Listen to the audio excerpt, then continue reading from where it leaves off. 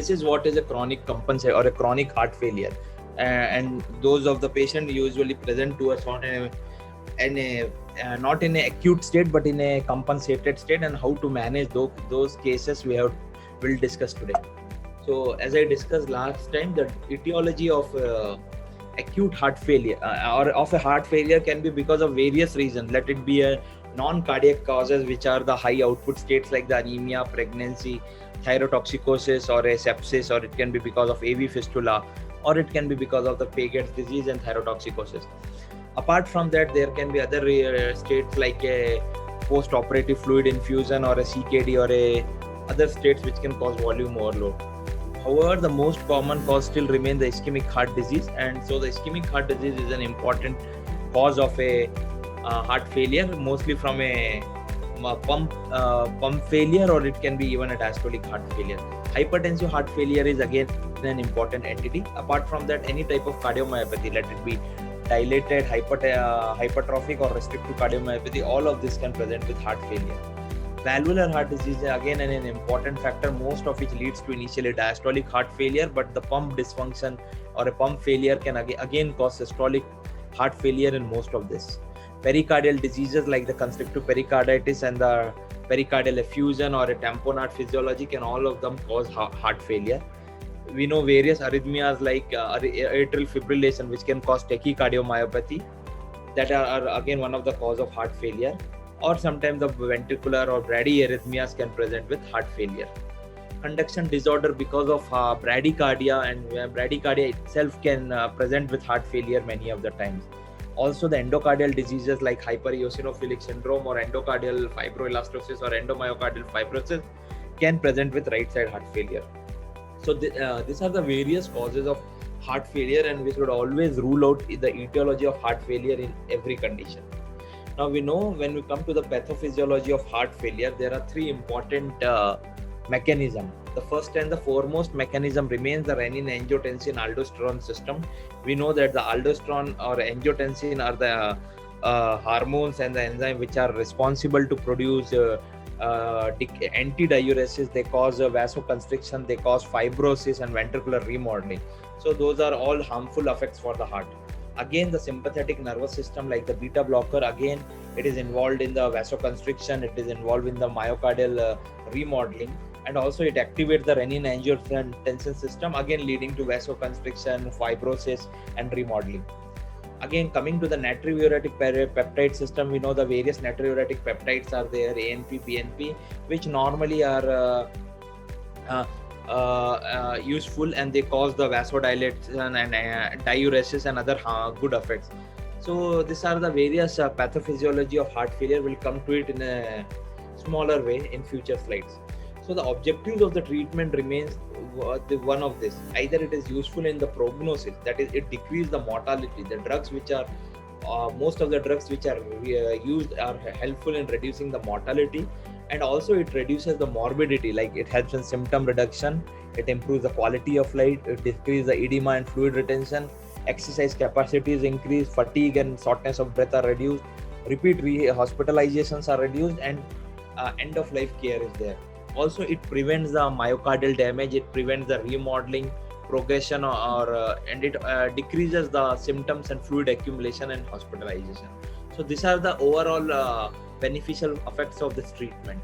Now we all know that before we used to have the NYHA classification of a heart failure, but the NYHA classification is only for one of the things, it's for symptoms. It can be used for palpitation, dyspnea, fatigue and angina. But we should all know that when we come to the treatment or when we come to the management of heart failure, we use something known as the staging. So there is one important difference between an NYHA class and a staging of, that is the ACC staging of heart failure, is in NYHA, once you are in NYHA class 2 or NYHA class 3, you can again come back to NYHA class 1. So it's a reversible. However, in a stage of heart failure, once you are in one of the stage, you cannot go back to a prior stage. So a stage C cannot go back to B and A D cannot go back to C and B. So this is one of the important thing about the staging of heart failure. So this is the one of the important slides, because in many of the next slides we'll discuss about the staging of heart failure and why it is important. So A remains is at risk. So patients like diabetic, patients like hypertensive, patients like patients who have atherosclerotic risk factors, and patients who have atherosclerosis, unless they have myocardial dysfunction, they are at risk. So it is, or patients who have left ventricular hypertrophy, they are at risk for heart failure, but there is no structural heart disease, or there are symptoms of heart failure. B is structural heart disease, but there are no symptoms. Most of the patients, more than 30% of the patients are in this stage. So out of A to D, the most common presentation will be stage B, where the patient will have a structural heart disease, but they do not have the symptoms of heart failure. Here there are patients with severe left ventricular hypertrophy or subclinical LV dysfunction or a clinical LV dysfunction, but they do not have any symptoms of heart failure. So they constitute the stage B. Stage C is they started having signs and symptoms of heart failure, but they have not progressed to end stage heart failure, or they have not progressed to refractory heart failure. So stage C represents a structural heart disease with prior MI or prior heart failure or current episodes of heart failure. Now the stage D is refractory heart failure. They require multiple hospitalization. They need specialized intervention, let it be ICD, let it be CRT, let it be left ventricular assist devices. So the staging of heart failure remains an important thing which we should know in detail whenever we treat a patient with heart failure. So as I was telling you, this is the staging of heart failure from stage A to stage D. Normal population constitute about 32%. Stage A means at risk of heart failure. They are the hypertensive patient. They are the patient with coronary artery disease, but who do not have LV dysfunction, who do not have heart failure, or who do not have even preserved ejection fraction with heart failure. Patients with diabetes mellitus, and patients who have family history of cardiomyopathy. So this is at risk of developing heart failure. They constitute around 22% of the population. Next is stage B, where we have asymptomatic heart failure, like a previous MI or a LV systolic dysfunction which is compensated. There is no symptoms and signs, and asymptomatic valvular heart disease. Many valvular, even a severe mitral stenosis, severe mitral regurgitation, aortic stenosis, aortic regurgitation will be asymptomatic for long time. So they constitute the stage B, which is the most common, found in 34% population. Then we have stage C, which is seen in 12%, and they are symptomatic heart failure. They have a history of previous MI, they are known structural heart disease, they have all the symptoms, or they may have some symptoms and sign of heart failure, and they have decreased exercise tolerance. And finally, we have the refractory heart failure, which has the least population, around 0.2%. And this is the population which needs special intervention, like a continuous inotrope therapy at home, or they need ICD or a CRT device. They need left ventricular assist device. They need some form of transplants or surgical management for the heart failure. So this is about the staging of heart failure. Now let's discuss about the staging in brief. Again, I told you I'll discuss again and again so that it becomes a routine how to discuss the stages. So at risk for heart failure is the stage A. They are the patient with hypertension, diabetic, obese, metabolic syndrome, and atherosclerotic disease, or they are people who are on anthracycline. People who are using for chemotherapy anthracycline, they are at risk for developing heart failure, we know, because the anthracycline toxicity or these drugs can cause cardiomyopathy, or people who have family history of cardiomyopathy. Most of them can be managed by lifestyle modifications like the healthy lifestyle, or prevent the vascular and coronary disease risk factors. Sometimes in patients who are diabetes, we know for a microalbuminuria, to prevent microalbuminuria, we use ACE inhibitors or ARBs. Or sometimes we use statins when we have the LDL more than 190, or a patient with diabetes whose LDL is more than 70. So this is how we have to manage the stage A. Coming to the stage B, here we have a structural heart disease, like patients have previous MI, or patients have severe left ventricular hypertrophy or low EF. Low EF again remains an important, or asymptomatic MS, MR, AS, AR, or other valvular heart disease. Now the important therapy is we have to prevent the progression to heart failure in all these patients, and we have to prevent the further remodeling. So we have two to three important disease group of drugs, which includes the ACE inhibitors, ARBs, which includes the beta blocker. So this two group of drugs are very important, and we need not use diuretics, or we need not use a drug like a spironolactone or mineralocorticoid, because the patient do not have signs and symptoms of volume overload. So ACE inhibitors, ARBs, and beta blocker remains an important drug in this stage. Also in selected patient whose EF is less than 35%, or who have a coronary artery disease but not yet progressed to heart failure, revascularization and ICD remains an important management. Now, patients have all developed signs of heart failure. We know this comes to stage C, and this can either be preserved ejection fraction or reduced ejection fraction. Now we know in patients with reduced ejection fraction, if they have developed symptoms and signs of heart failure, we should use diuretics for fluid retention. Then the next two important groups of drugs, which are ACE inhibitors or ARBs and beta blocker. These are the first two drugs which should be used before using mineralocorticoid receptor antagonist in all cases. ACE inhibitors and beta blockers are the first choice of drug before starting mineralocorticoid receptor antagonist. In selected patients, like in the black population or in patients who have renal failure and who cannot tolerate ACE or ARB, we can use hydrazine and nitrate combination. That is important, or we can use a digoxin, which in most of the studies have no mortality benefit, but still in heart failure it is an important group of drugs.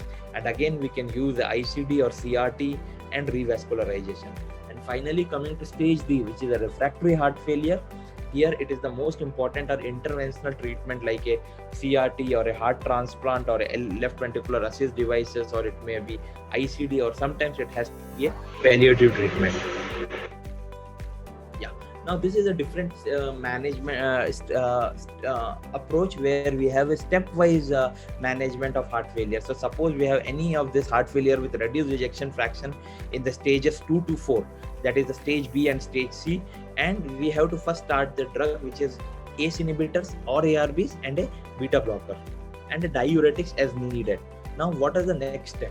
After a patient is on ACE inhibitor bar ARB and a beta blocker, we should see whether he is a candidate for a mineralocorticoid receptor antagonist like the eplerenone or a spironolactone.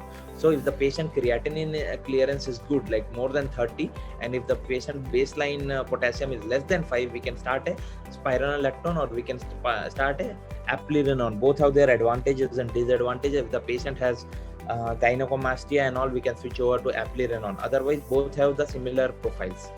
Again, if the patient has patient is on ACE inhibitor or ARNI, the current recommendation says that we can switch over the ACE inhibitor or ARB to angiotensin receptor neprilysin inhibitor. Each of these drugs I'll come in detail. So we can stop the ACE inhibitor, we can stop the ARBs and switch to angiotensin receptor neprilysin inhibitor, which is the sacubitril valsartan, because at present patients who are even on ACE or ARB, the first line of management will be a ARNI in all those cases.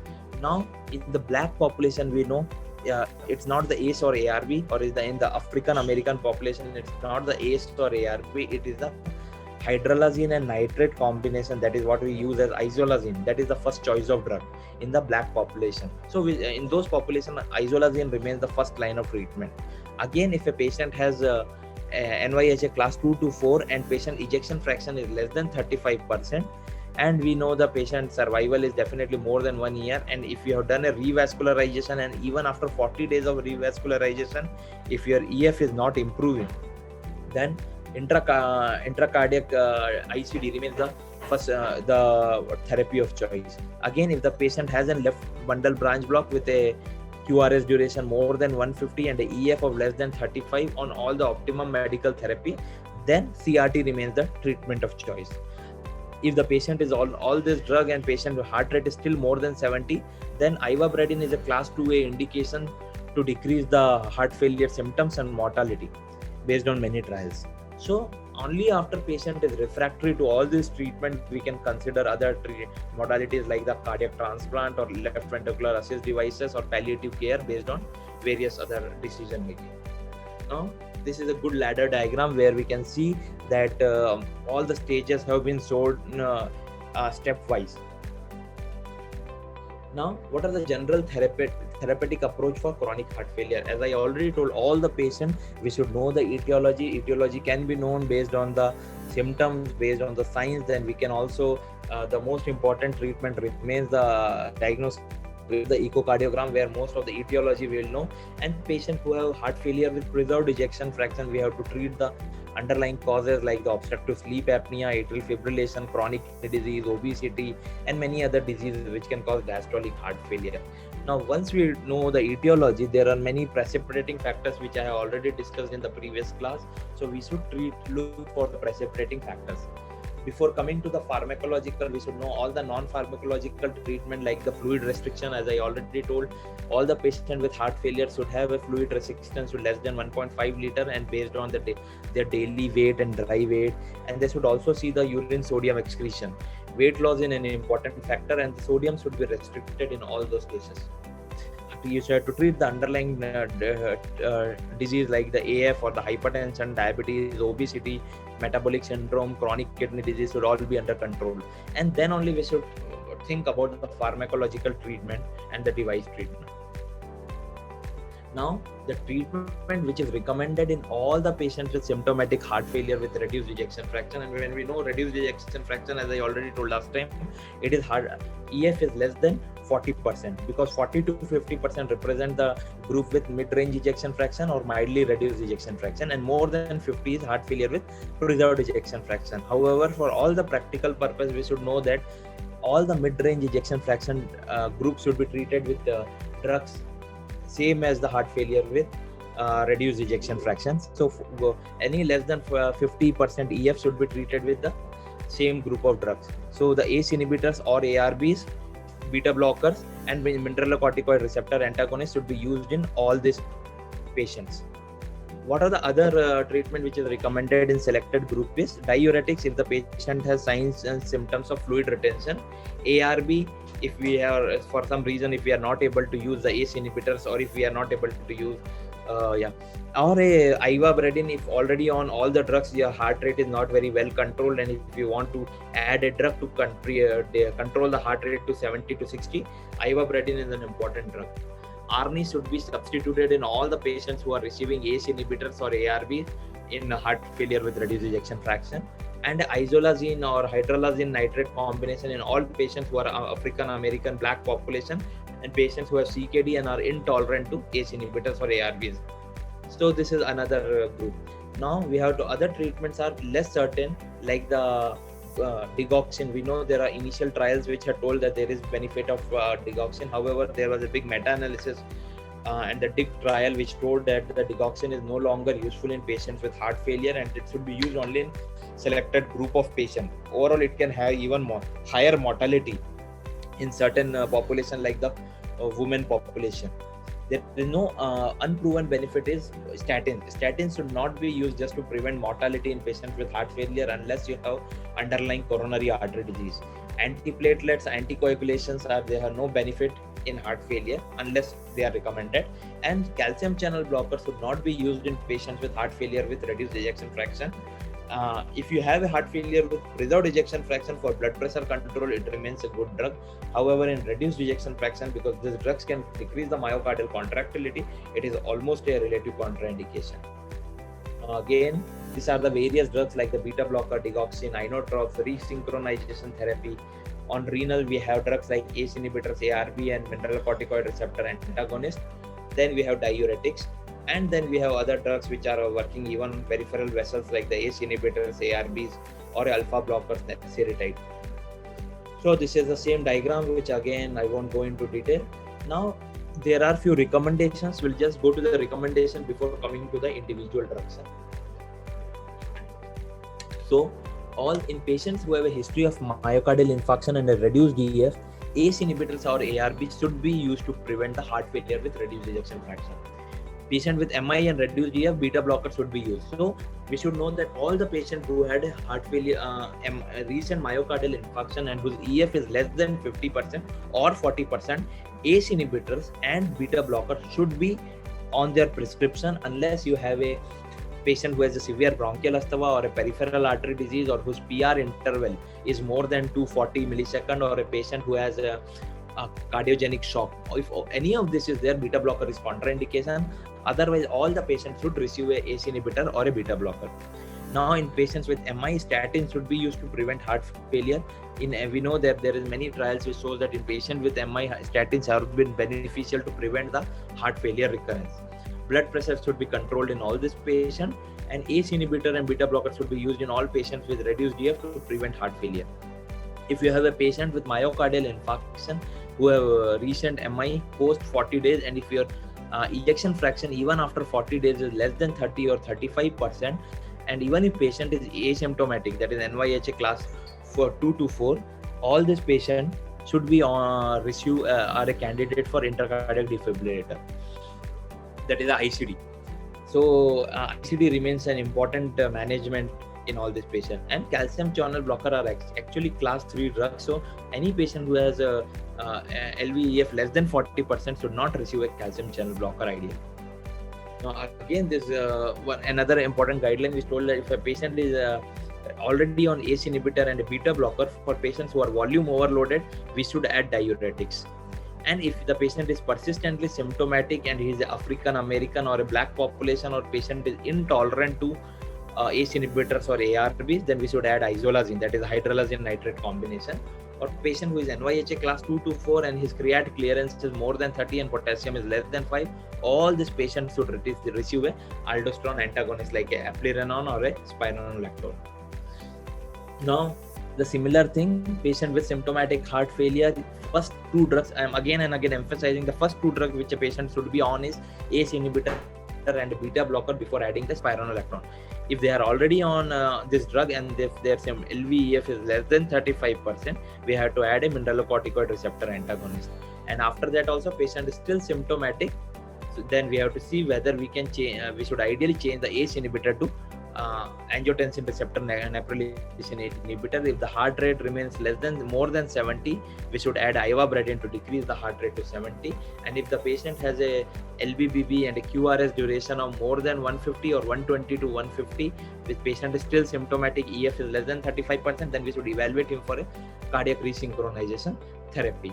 Apart from this, if the patient have resistant symptom, then we should think of some other models, like we can add digoxin in some cases, or then we have to consider things like transplant or LVAD if the patient has reached in the refractory heart failure.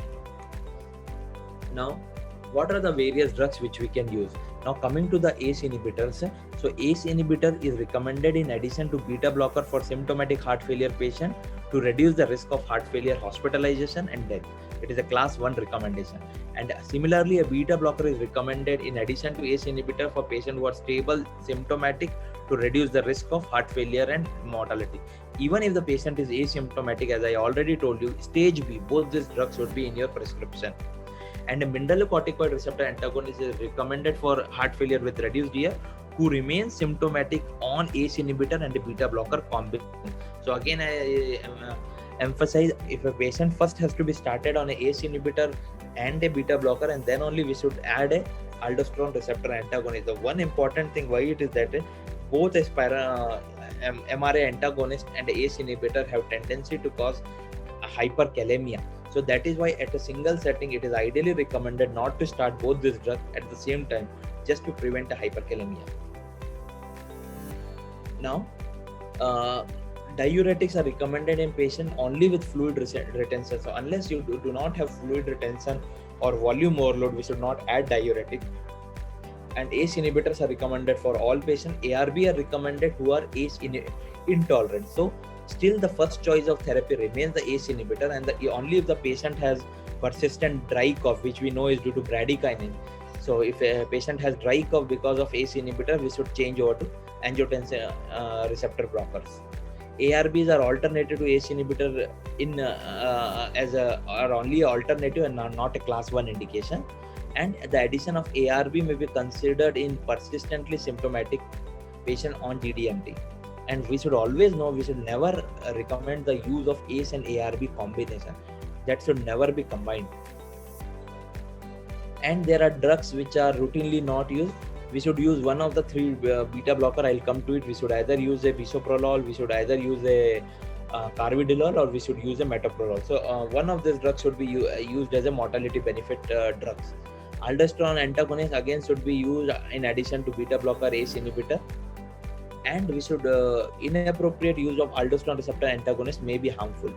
And the role of isolazine is class 1 if they are used in African American population, and it is class 2A for people who are CKD and are intolerant to ACE inhibitors or ARB. Now, digoxin is again a class 2A drug. So I already told, in a patient who have atrial fibrillation, who has a patient who has a heart failure with AF, or if a patient who has a biventricular dysfunction, or a patient who is already very much symptomatic despite all drugs, and you want to add some drug, then digoxin is a good drug. It is not a class 3 but a class 2A, and still it is many people are using it wisely. Anticoagulation has role only if the patient has a history of paroxysmal AF or a permanent AF or a persistent AF. Otherwise, there is no role of anticoagulation in heart failure. Similarly, statins should not just be added in all patients with heart failure to prevent heart failure recurrence. Only if the patient has underlying myocardial infarction or a history of coronary artery disease or a diabetic with high LDL, then only we should add statins. There is no role of much of omega-3 fatty acids and other supplements. There is no role of nutritional supplements or hormonal therapies in heart failure. And long-term use of infusion of inotropic agent is again not beneficial. Similarly, calcium channel blockers should be avoided in patients with heart failure with reduced ejection fraction. Now coming to this mechanism, we know that I already told you these are the three important pathophysiology, that is the sympathetic nervous system, renin, angiotensin, aldosterone system, and neprilysin pathway. We know that renin is secreted by the kidney, and because with the help of angiotensinogen, it is converted to angiotensin 1. The angiotensin 1 with the help of angiotensin and converting enzyme is converted to angiotensin 2, and the angiotensin 2 acts on both AT1 receptors and AT2 receptors, primarily on angiotensin 1 receptors, and cause various harmful effects.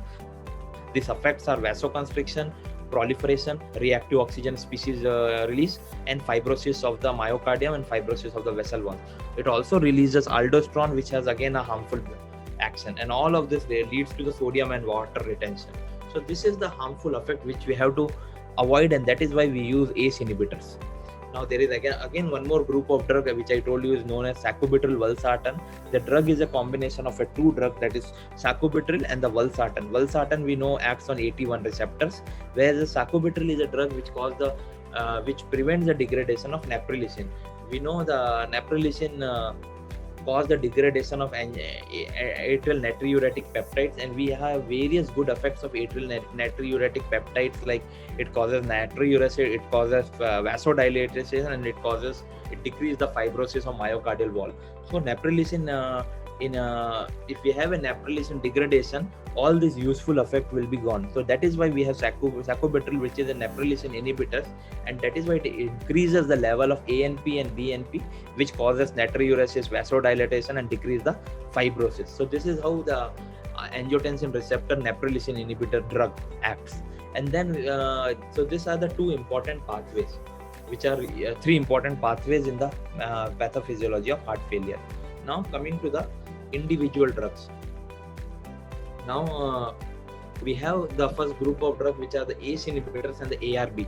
Now again, why do you have to use these drugs? Is not only it improves the symptoms, it improves the exercise capacity, it improves the survival, and it decreases the risk of recurrent hospitalization. We should not use them in a patient who have a history of angioedema, as they can cause angioedema. Patient who have a bilateral renal artery stenosis, we should never use. However, if you have a unilateral renal artery stenosis, you should be used in caution these drugs, because if you are having a renal artery unilateral, and these drugs can cause a significant increase in creatinine and potassium. In a pregnancy is an absolute contraindication for the use of these drugs. It's indicated for all the patients with heart failure who have a EF less than 40%, and is the first line of treatment along with beta blocker and mineralocorticoid receptor antagonist. In all the patients with post-MI in any heart failure, it should be started as early as possible within the hospital, and also benefit the patient in asymptomatic stage A, like patients who are diabetic and patients who are hypertensive. Now there are various drugs. However, the most common drugs which we use at present are the ramipril, enalapril, and the lisinopril. So we should know the dose of at least this drug. We know enalapril we start at 2.5 milligram BD, and we can go up to 10 to 20 milligram BD. Then we have ramipril, which we start at 2.5 milligram OD, and we can go up to 10 milligram OD. And lisinopril is 2.5 to 5 milligram OD, and we can go up to 20 to 35 milligram OD. The most common angiotensin receptor blocker which are used in heart failure are the losartan and the valsartan. Losartan can be started at 50 milligram OD, and we can go up to 150 milligram of OD. Valsartan, which can be started at 40 milligram BD, and we can go up to 160 milligram twice a day. Now, is what are the various cautions we have to take with ACE and ARB? Once the potassium is more than 5, we should be very precautious, and once it becomes more than 5.3 or 5.5, we should try to stop the drug. Create more than 2.5 or clearance less than 30 should be avoided. Once the patient is hypotensive, we should avoid this, and this drug should be used in caution if your patient is on potassium supplement or a potassium sparing diuretic like a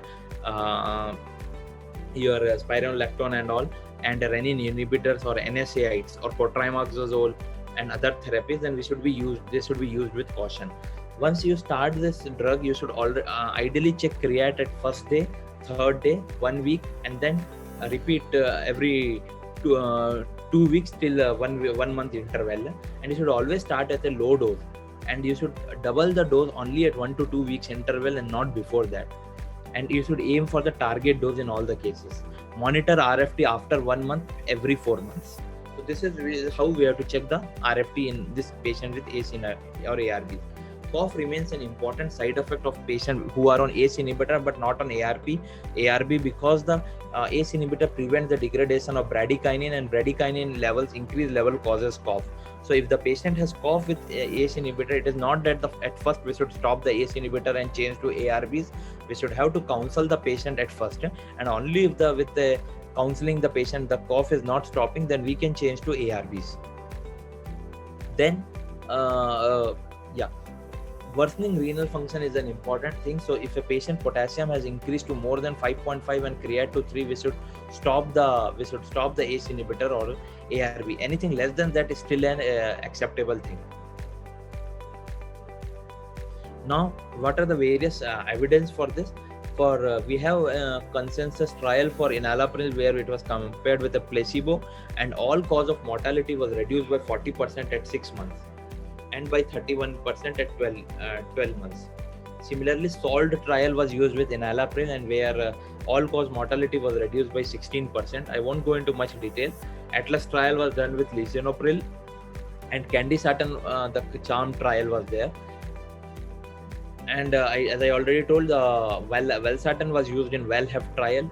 So this is one important table which you should all know, that this is the mortality reduction by this important drug. So ACE inhibitors had reduced the mortality by 17%. The maximum was by beta blocker, which reduces mortality by almost 30 to 34%. Aldosterone antagonists reduced the mortality by 30%, whereas hydralazine and nitrate, they have a significant decrease in mortality, but not in all the population. They have reduced mortality mainly in the African American population and in the black population. So still in our population, we should not use it as a first line drug, but only people who are intolerant or contraindication to ACE or ARB, we should, like people on CKD, we should use these drugs. Now the next important drugs remain the beta blocker. So beta blockers have two different effects. It increases the cardiac sympathetic activity via the beta 1 receptor, beta 2 receptor and alpha 1 receptor, and they cause the myocardial toxicity and increase the risk of arrhythmias. Similarly, the sympathetic activity to kidneys are increased, which causes the alpha 1 and beta 1 induced vasoconstriction. They increase the level of renin, which again has all the harmful effects like vasoconstriction and the sodium and water retention and things like fibrosis and other things. So they cause the disease progression. Now what it again causes, beta receptor causes tachycardia. So once you have tachycardia, it causes the endothelial dysfunction, plaque rupture. It decreases the diastole. Systole is increased, diastolic phase is reduced, and so the coronary blood flow is reduced. Because of the tachycardia, the myocardial oxygen consumption is increased. There is more load on the arterial stiffness. Afterload is increased, and myocardial efficiency and contractility is reduced. All this causes the hypertrophy, ventricular remodeling, and heart failure. And that is why we use beta blocker, not only to prevent the symptom, but to decrease the mortality and reduce the risk of hospitalization. As I already told you, there are many contraindications to beta blocker. Most of them are relative, but some are absolute, like a patient who has a second degree heart block, third degree heart block, patient whose PR interval is more than 240, patient who have critical limb ischemia or rest claudication, we should not use beta blocker. Asthma is one condition where it is a relative contraindication, and selective beta blockers like nebivolol can still be used in a patient with bronchial asthma. Again, we should use beta blocker as the first line of therapy in a stage A or stage B and stage C heart failure. It should be used in combination with ACE inhibitors or a mineralocorticoid receptor antagonist. In all the patients who had a recent myocardial infarction, beta blocker should be initiated within 24 hours. And we should use in caution who have presented, as I already told in the last class, patient who has a cardiogenic shock, it should not be used. A decompensated heart failure, you should not try to initiate a beta blocker. But if the patient is already on beta blocker, we should not stop the beta blocker unless he is in cardiogenic shock. We can reduce the dose of beta blocker to the half. Patient has persistent congestion, hypotension, we should not use. Patients who are on digoxin, ivabradine, amiodarone, verapamil, it should be used with caution, and PR interval heart rate should always be monitored. Always we should start with the low dose, and the dose doubling should not be done less than 2 weeks. Sometimes we try to increase the beta blocker at a very faster interval like 2 to 3 days. However, we should always monitor the ECG in all such cases. Titrate the dose to reach a heart rate of around 60 to 70, and you should always monitor the blood pressure and other signs of congestion. The beta blocker which have been used as a mortality benefit are the bisoprolol, which was used in CBIS trial. Bisoprolol, we know we should be used start at a dose of 1.25 milligram OD, and we can go up to 10 milligram once a day. Carvedilol is one of the important drug because apart from beta blocker, it also has alpha agonist property, it has antioxidant property. That is why it remains the first choice of drug in patients who are significant LV dysfunction or diabetic patients, where they have some increased BP, increasing the BP property because of alpha properties. You should start at a dose of 125 milligram twice a day, and you can go up to 50 milligram twice a day. Or a sustained release like we can, which comes as a carvedilol CR, we can start with 10 milligram once a day, and we can go up to 80 milligram once a day. Metoprolol, which we know the shorter actings are the tartrate, whereas the longer extended release are the succinate molecules, which we should start at actually 12.5 to 25 milligram once a day, and we can go up to 200 milligram once a day. So these are the doses. Metoprolol is the most highly studied drug which was used in MERIT heart failure trial, and it has shown significant 22 to 30% mortality benefit.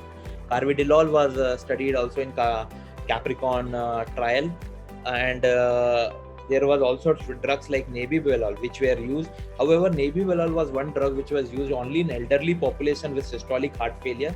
It was not used much in the young population, so we should be very cautiously. One area where the nebivolol is used extensively is patients who have underlying COPD or bronchial asthma, where because of its action, it doesn't have much bronchoconstriction action compared to other drugs like beta blocker, metoprolol or carvedilol or bisoprolol. So the Copernicus, carvedilol was used in Copernicus trial, and mortality was reduced by 35%. Bisoprolol was used in CBIS trial, where the mortality was reduced almost by 34%. Again, MERIT heart failure, the metoprolol was used, the mortality was reduced by 34%. And as I already told, nebivolol was used only in age more than 17 seniors population, where both diastolic and systolic heart failure patients were there. So this was all about the beta blocker. Now we know, apart from this, I also wanted to highlight the few side effects of beta blocker which most of us should know. Most common side effect of beta blocker is a fatigue.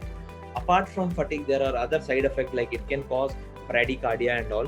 Also, we should know that if the patient is on some good dose of beta blocker, we should not withdraw the beta blocker all of a sudden, because it can cause to rebound tachyarrhythmias, or it can still cause it can precipitate ischemia in such some patients. Beta blocker also has cognitive side effects, and beta blocker also cause sometimes the erectile dysfunction and all. Also, it has anti-lipid profiles, like it can cause it can increase your triglyceride, total cholesterol and LDL levels. So these are few of the side effects of the beta blocker which we should know. So next important group of drugs are the mineralocorticoid receptor antagonists. I won't go into detail. We know mortality benefit, decreased hospitalization and symptoms are improved. Only two drugs were initially used, which were the spironolactone and the eplerenone. Spironolactone was used in the RAILS trial, whereas an eplerenone was used in both in FSS and emphasis heart failure trial. The dose of spironolactone is actually 12.5 to 25 milligram once a day, and we can go up to 25 milligram twice a day. Or even we can go up to 100 milligram of spironolactone, provided that patient is not on a ACE inhibitor or a ARB, where we should restrict this use to 50 milligram. Eplerenone is used in either as a naive drug or in people who are intolerant to spiral electron, because if patient develop gynecomastia and all, the dose remains the same. We can go up to 25 milligram once a day, and maximum dose is almost 50 milligram once a day. As I already told, the dose of this drug should be depending on the ACE inhibitors on ARB. So if we have a patient who is on ACE inhibitor and ARB, we should never reach the ceiling dose of spironolactone, that is 100 milligram. We should always try to restrict it to 25 to 50 milligram. Other important drugs are amyloride and triamterene, which do not have any mortality benefit in heart failure. A small point which I wanted to highlight is there is one important drug called finerenone. Finerenone is a drug which does not cause hyperkalemia. All this spironolactone do cause hyperkalemia, whereas 2 years back one drug was launched which has not yet come to our country is a finerenone that doesn't cause hyperkalemia. It is a mineralocorticoid receptor antagonist.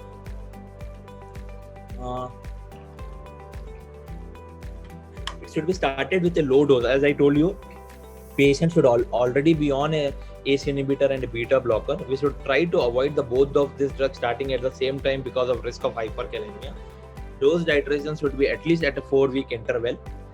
Check the blood chemistry at 1 and 4 weeks after starting the dose, and at 8 and 12 weeks. And then you can repeat every 3 months. Once the potassium goes more than 5.5 and the creat clearance goes less than 30, we have to decrease the dose. Sometimes we can even try to avoid these drugs because of a tendency of hyperkalemia. You should use in caution who has a patient has potassium more than 5.3 and creat clearance is less than 30 or creat more than 2.5. Similar to ACE inhibitor, we should avoid potassium supplement, potassium sparing diuretics, ACE inhibitors, ARBs, renin inhibitors like aliskiren or NSAIDs or cotrimoxazole. As I already told you, spironolactone was used in RAILS trial where it decreased the mortality by 30%, and eplerenone was used in emphasis heart failure trial and EPHISUS trial where there was significant decrease in mortality by 37%. Now coming to the next group of drugs which we do not use very commonly, but we use only in patients who are CKD. Most of the time our use is restricted to the patient who are CKD. So as I told you, class 1 indication of hydrolazine, that is a hydrolazine and nitrate. So it is used as they are named as isolazine in most of us what we use. It's the class 1 indication remains the African American population, that is the black population, and class 2A means patient who are intolerant because of the cough or some other risk of because of CKD, renal insufficiency. If we are not able to use ACE-ARB, then we should use a hydrolazine and nitrate combination. It comes as a fixed dose combination, that is 37.5 milligram of hydrolazine and 20 milligram of isosorbide dinitrate. It should be used 3 times a day. However, the maximum dose remains 75 milligram of hydrolazine and 40 milligram of isosorbide dinitrate. That is 2 tablets we can actually give twice a day. That is the ceiling dose of this drug. So it was used in larger studies like VAC study or we have trials. It reduced mortality but not hospitalization, and it did not reduce mortality when it was treated with ACE or ACE inhibitor or beta blocker. We should try to avoid using isolazine either with ACE inhibitor or ARBs because they have a significant hypotensive effect. Now coming to the diuretics, we know that diuretic is one drug which do not have any mortality benefit in heart failure. So there are 2 groups of diuretic. One is a loop diuretics and one is a thiazide group of diuretic. They have some important actions like they have negative sodium and water balance, and that is why they decrease the LV end diastolic pressure. They decrease the LV filling pressure, that improve the pulmonary congestion, and also they have a important tendency to decrease the ventricular dilatation and decrease the mitral regurgitation, and they may improve the myocardial function, and also they can decrease the ventricular wall stress and myocardial ischemia. So we know that there are 2 group of drugs, that is the loop diuretics and the thiazide group of diuretics. Loop diuretic, what we use most commonly is the Lasix, what is also known as the furosemide. The starting dose remains at 20 to 40 milligram once or twice a day, and we can go maximum up to 600 milligram. That is mainly in patients with chronic kidney disease. Again, torsemide, which we use as a Ditor, it should be used 10 to 20 milligram once a day, and maximum dose is 200 milligram. The bioavailability of bumetanide and torsemide, as I already told in the last class, is around 80 to 90% as compared to furosemide, whose bioavailability is around 60 to 70%. The bioavailability is increased once the once we use intravenous as compared to oral, and also in patients with CKD the bioavailability is reduced and we should have to use a higher dose of the drug. Thiazide diuretics should be avoided and should be used in caution with are used when the patient has usually renal failure and where the loop diuretic has its important limitation. So we can use the drugs like chlorothiazide or hydrochlorothiazide, and even the drugs like metolazone, which we use when the patient has diuretic resistance, are used. So these are the various diuretics which are used. Now coming to the next molecule, ivabradine, which has a mortality benefit in few trials. It reduces the risk of heart failure, hospitalization, and cardiovascular mortality. And we should use it when the patient is already on ACE inhibitor, beta blocker, and other drugs, and his heart rate continues to be more than 70, and patient continues to be in heart failure despite guideline-directed medical therapy. Ivabradine can be started at a dose of 5 mg BD, and the maximum dose is 7.5 mg BD. That is total of 15 mg. It should be used in caution with patients who have a recent acute coronary syndrome and stroke for TIA, and severe liver disease and severe CKD. CKD with creat less than 15, it is contraindicated. Severe liver disease, it is contraindicated. Pregnancy and breastfeeders, it is contraindicated. Recent ACS we can still use, but it should be used in caution. However, significant hypotension and TIA remains an relative contraindication to this drug. How does this drug act? It acts on funny current. We know there are various ion channels. So IF is a funny current channel whose inhibition reduces the diastolic depolarization slope and reduces the heart rate. So mainly it acts on SA node.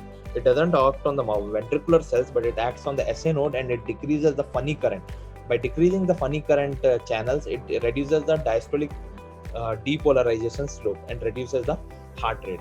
As I already told you, you should use in caution in patients who already have bradycardia, significant liver disease and renal disease, and recent acute coronary syndrome, and even in grade 4 stage 4 heart failures. It has a significant interaction with other bradycardia producing drugs like verapamil, diltiazem, beta blocker, amiodarone, and digoxin. One important trial was a SIFT trial where ivabradine was used, and it decreases the mortality and heart failure hospitalization rate by 18%. Now coming to the next drug, digoxin, we know it blocks the sodium potassium ATPase in cardiac cell. It increases the level of calcium within the cell and it increases the contractility. Now 2 large trials were used, and we should always remember that all the digoxin trials were used before the advent of ACE inhibitors and the beta blockers. The trials were the Radiance trials and the PROVE trial, and it was useful in worsening heart failure and readmissions. However, the DRIFT trial, which had come along with the greater meta-analysis which had come, which showed that though there was a reduced hospitalization and in the digoxin group, the post-hoc analysis showed that there was significantly higher risk of death in female population, and that is why the digoxin became one of a drug which was not being used very commonly. However, one of the important places where it can still use is in patients with atrial fibrillation and heart failure. It remains a very important drug. We know that digoxin can cause a lot of side effects like a GI side effect, anorexia, nausea, vomiting, neurological side effects like patient can see that double bloaters or a visual disturbances or a yellow colors or a confusion. Arrhythmias, it can cause any arrhythmias except Mobitz type 2. We know it doesn't cause Mobitz type 2. Otherwise, it can cause all arrhythmia, and the most common arrhythmia is multifocal atrial tachycardia with 2:1 conduction. And we know that digoxin toxicity can happen with hypokalemia and hypomagnesemia. So we should avoid digoxin when the patient has hypokalemia. And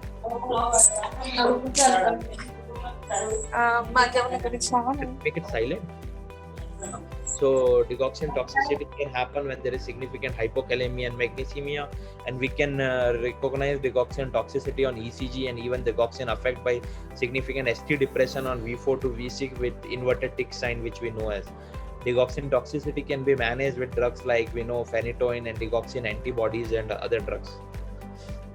Now, after discussing all these drugs, as I already discussed an important drug which was angiotensin receptor neprilysin inhibitors. So that drug has 2 important components. That is a sacubitril and a valsartan. Valsartan is an angiotensin receptor blocker which acts on AT1 receptor, and whereas the sacubitril is a neprilysin inhibitor, it prevents the degradation of neprilysin, and and all this levels of ANP and BNPs are increased, which causes a vasodilation, decrease the blood pressure, it increase the natriuresis, it decrease the aldosterone, it avoids hypertrophy and fibrosis. So all these beneficial effects are there with this drug. Now we know that sacubitril valsartan is one drug which has 49 milligram of sacubitril and 51 milligram of valsartan. The starting dose remains 50 milligram twice a day, and we can go up to 200 milligram twice a day, or some people still limited to 200 milligram once a day, or that is 100 milligram BD. Now we should always remember that if a patient is on a ACE inhibitor like enalapril or ramipril, there should be a wash off period of 36 hours before you start sacubitril valsartan. So means today morning if somebody has taken a ACE inhibitor or a ACE inhibitor, then till 36 hours you should not start a sacubitril valsartan. You should start it only by tomorrow night. However, if the patient is on a ARB like a losartan or any other ARB, because the ARNI has already this molecule, that is a valsartan, there is no point of waiting for 36 hours. You can directly start this drug, that is the sacubitril valsartan. The next dose you can start in the night. So that is one thing which you should always remember. 36-hour washing period should be there for patients who are on ACE inhibitor. Now, second important thing which you should know is, in a patient who have a decompensated heart failure, we should try to avoid at the same admission, or if the patient is stable and out of decompensation, we should start a angiotensin receptor neprilysin inhibitor. Patient who have hypotensive systolic BP is less than 90 to 100, we should not start a angiotensin receptor neprilysin inhibitor. The Paradigm heart failure study was the largest study which had shown a significant benefit of a angiotensin receptor neprilysin inhibitor over the enalapril group, and it showed that there is significant death from cardiovascular and all causes, and also the repeat hospitalizations were less in the sacubitril valsartan group. So that was about the sacubitril valsartan, and that the side effects are similar to the ACE inhibitor, like the hyperkalemia or rising creatinine and the hypotension. Those drugs, those side effects are similar. However, it doesn't cause cough because it doesn't interact with the bradykinin. However, other things like the angioneurotic edema and all, it can still cause. Now the next important thing after all these drugs, let's come to the devices. So cardiac resynchronization therapy, I won't go into detail, but you should also know that CRT is an important thing. So if you have a patient who have a left bundle branch block, whose ejection fraction is less than 35%, and whose NYHA is class 2 to 4 on all optimal medical therapy, we should consider cardiac resynchronization therapy. So what it has a atrial lead, it has a ventricular lead, and it has a LV lead. LV is left ventricular lead, which goes through the coronary sinus into the posterolateral vein. So it's like a biventricular pacing. We are pacing both the right ventricle and the left ventricle. It avoids 3 types of dyssynchrony. If any patient who has a left bundle branch block will have a dyssynchrony between the atria and ventricle, within the ventricle, and between the ventricle, that is the right ventricle and the left ventricle. So this is showing that there is a RA lead, there is a RV lead, and there is a LV lead. Now, because of intraventricular dyssynchrony, patient can have things like decreased cardiac output and mitral regurgitation. Those things, EF will reduce. Because of atrioventricular dyssynchrony, people can have mitral regurgitation, and because of interventricular dyssynchrony, person can have a right ventricular dysfunction. So only if you decrease all this dyssynchrony, then we can have a reverse remodeling by cardiac resynchronization therapy. I will come to just the indication when you should consider a CRT. It should be used in patient whose ejection fraction is less than 35%, NYHA class 2 to 4, LBBB on ECG with QRS duration more than 150, and if there is a ischemic cardiomyopathy or even a non-ischemic cardiomyopathy. If these 4 things are there, then it's the class 1 indication for a CRT. However, even if the patient EF is less than 35%, QRS is more than 150, and sinus rhythm is there, and you have a non-ischemic cardiomyopathy, you can use this. However, even if the patient QRS is between 120 to 150 and EF less than 35, and you have a LBB pattern, you can still consider a NYHA. So any LBBB with QRS duration more than 140, if the patient is still in heart failure, CRT is an important thing. and it can be, so that is the important thing which you should know about a cardiac resynchronization therapy. Now after CRT there are a few mechanical support devices which I won't go into detail, but you should just know, because this remains an important newer therapies. Like you can have something known as the left ventricular assist devices, you can have right ventricular assist devices, you can have biventricular support, BiVAD, which is known as. So these are the various things which can be inserted within the left ventricle. They have both, or a right ventricle, they have a different flow patterns, and they should be indicated in stage D of heart failure and NYHA class 4, that is stage D. Life expectancy is less than 2 years, and failure of the patient to respond to OMT, ejection fraction is less than 25. Patient has refractory cardiogenic shock or heart failure and needs continuous IV inotrope therapy. Oxygen consumption, VO2 is less than 14 ml per kg per minute and need for continuous IV inotropes, and patient has recurrent symptoms of VT, VF and heart failure symptoms. So this is an important indication of left ventricular assist devices. So either they can be a bridge to transplant. Some people are waiting for transplant, and during that time this assist devices can be used. Some people are waiting for to recover. So for a short term, for the patient to recover, if they have reversible cardiac dysfunction, assist devices can be used, and even as a destination therapy. Now there are various type of assist devices which I do not want to go in detail. These are the left ventricular assist devices, biventricular assist devices, and a total artificial heart which is also available. Now there are various surgical management of heart failure, like sometimes if it is because of ischemia, we can revascularize it and patient may recover. Or we have various mitral valve procedures, we have a various ventricular procedure. If patient has a LV aneurysm, it is known as a DOR procedure where aneurysm can be removed, and these are the various other procedures which can be used for heart failure.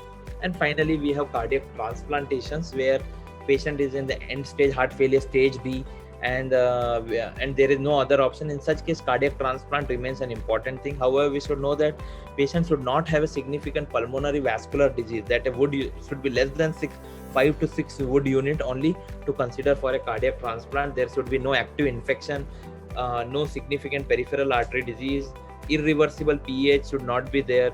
Patients life expectancy should at least be 2 to 3 years, should not have a history of malignancy, should not have a CKD, end stage renal disease, liver disease should not be very bad, and patient who is too much obese or some on psychological issues, those patients, or active smoker or alcohol, those are the groups where cardiac transplant should not be considered. Apart from this, there are fewer newer modality like the cardiac contractility modulators. I won't go into detail, but these are just the newer things which are in market, that is the cardiac contractility modulator. Spinal cord stimulation can be used, or carotid sinus nerve stimulation can be used. Cervical vagal nerve stimulation can be used. Intracardiac AV node stimulator can be used. We have various monitors like RV pressure monitor, or a LA pressure monitors, or a pulmonary artery pressure monitors. And we have a controlled interatrial shunt which decompress the left ventricle and the left atria. And we have ventricular restoration devices.